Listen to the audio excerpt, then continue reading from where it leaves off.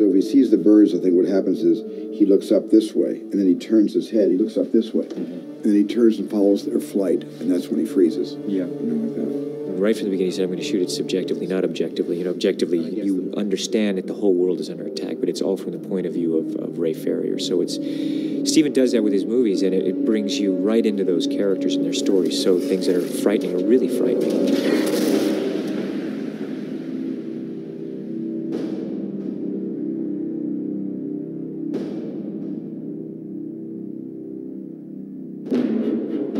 This movie had a very short pre-production schedule. From the moment the movie was greenlit to actual production was less than 3 months, with shooting schedule of slightly under 70 days and post-production less than 3 months.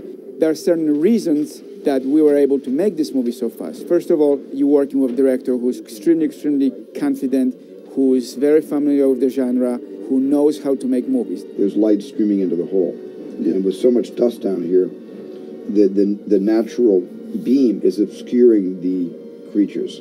I don't know where this was going to go in the cutting order. I just thought it was a kind of neat shot. Then, of course, you're dealing with support crew, which I consider myself a support crew. I understand how Steven works. I understand what's desired from particular location, from particular scene. And I work with amazing crew. I've got great gaffer, I've got great key grip, I've got great camera crew. So all the people that we work with, we've worked with each other for the last 10 years. And of course, Kathy Kennedy, she's been with Steven for many years. We knew that we had a fair number of effects in the movie. We knew we had a limited post-production schedule. And therefore, we recognized it was important to get on film those large sequences that were going to require the most number of effects so that ILM could get started on that work early. The locations and the types of locations were actually paramount to the tone and the style of the movie that Steven and Janusz wanted to make. And we'll keep New York on the left. We'll keep Manhattan on the left. Let's go back and see it again. And the story calls for a variety of different looks and tones and feels that required us to kind of go from Newark to Connecticut to all over the inner and outer New York areas to find kind of the gritty reality, the real world that we all live in. And that comes across in the movie very strong. 67. I do have to say, visually, I'm really proud of this movie because the work that I've done on this movie is so different from the work that I've done on other movies with Steven. That's a great shot right there, Michael. I think visually it's very sophisticated. It's got a really beautiful color palette where it starts a little bit with the blue and gradually becomes more colorful. It doesn't feel over-stylized, but it is stylized within the confinements of trying to make something real.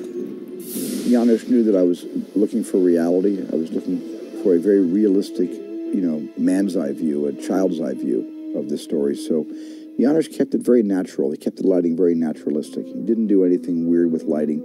There's a lot of interactive lighting where we are later going to put in the science fiction elements. And then the choices were, what color lights do we want to use? We went through a whole series of colors that just really weren't good for this movie. We discovered that magenta looks like an old Roger Corman sci-fi B movie. So we got rid of it, magenta. And then we found that there's certain dark green that looks really hokey. So we got rid of all the dark green. But then we found that sometimes when you flash these white lights, something that's natural, white is the presence of all colors. And after 17 white light flashes, right in the middle of it, there's one green flash. It goes back to white. That was scary. All of a sudden, something otherworldly comes into a very natural light, because green is not a natural color. We came up with kind of a very realistic look.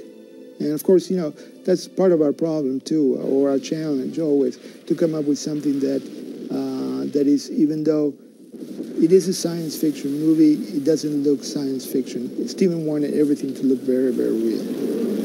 When my camera is here, right, you can get this. That's how we do it. Okay. That would be great. I got this call middle of August saying we want to make War of the Worlds and we have to be shooting in the beginning of November, which is like 2.5 months away. And it's a really big movie. We're sending you the script and got to go. So I said, great. I mean, that's what I get paid to do. That's what I like doing, So I just jumped on a plane without any meetings and just went back east to where the movie was set in New Jersey.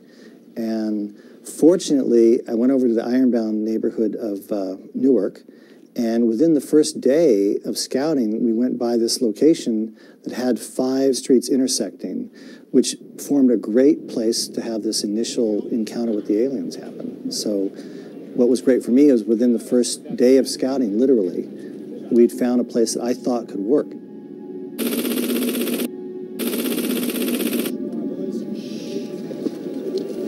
Let's just get a test. No. That's right, because we'll just test it right now. Okay, we'll just test. Don't worry. Great, thank you. You'll be right here, okay? Okay, let's just basically, you guys can all overlap each other. You know when something exciting happens, you're just telling people what you experienced. Don't tell each other. Everybody should talk to somebody who doesn't have lines. So it's all going to be a bit of a cacophonous wall. The intersection sequence, that was one of the first locations that Rick found. And we immediately just took it and started designing with it. And ultimately, it worked really well because it had all the elements that we wanted in there. All right, background action, and action. The organization was dictated by ILM's requirements that in order to make the release date of June 29th, we had to shoot the principal special effects plate photography before all else. So we began on the East Coast outside in the Ironbound near Bayonne, New Jersey, shooting the first appearance of the tripods. And that was a 5-6 day shoot, but we got a lot of work done in 6 days. We say number 1, everybody's watching, but they're moving back. On number 2, you move back a little faster. On number 3, you're kind of moving like this. And on 4 and 5, everybody can kind of take off.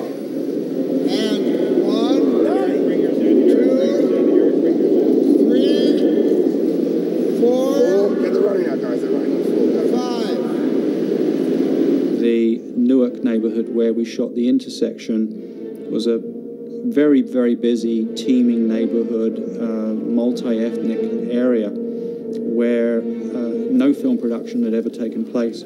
So it was an education for everybody, and we relied totally upon the support of the local mayor's office to be able to get into these specific areas. It's kind of uncharted territory as far as the locations go. The sun does not cause lightning, okay? Bro, I'm just telling you what the guy said he heard. What did he say? The intersection sort of opens the movie, and the people in the intersection are incredibly inquisitive. So Stephen wanted to see people taking pictures and trying to videotape it, just like people do in real life. They'll stand in front of the most dangerous situation to videotape it, whether it be a tornado or something else, and just forget that they're putting themselves in incredible harm's way. It's beautiful. No one